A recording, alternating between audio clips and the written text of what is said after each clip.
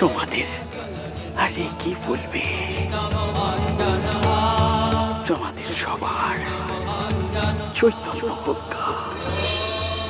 তোমাদের সবার চৈতন্য হোক। 1886 সালের 1 জানুয়ারি কাশীপুর উদ্যানবাটি। বেলা তখন 3টে। ভক্তের ভগবান নিজেই এসে ধরা দিলেন গৃহীদের কাছে, সব বাধা সব নিয়ম দূরে সরিয়ে দিয়ে। যেন বললেন, ওরে তোদের কোথাও যেতে হবে না, সংসার ছাড়তে হবে না, তোরা থাক তোদের নিজের জায়গায়। আমি তোদের জন্য আমার সমস্ত অমৃত উজাড় করে দেব। তোদের ঘর আমার ঠাঁই, যা আছে ভুবনে তাই তোর ভবনে, যা কোথায় তাই হেথায়। আমি তোদের জন্য 16 আনা করে গেলাম, তোরা 1 পয়সা করিস তাতেই হবে। যত মত তত পথের দিশারি হে মহাবৃক্ষ, তুমি আমাদের প্রণাম নাও।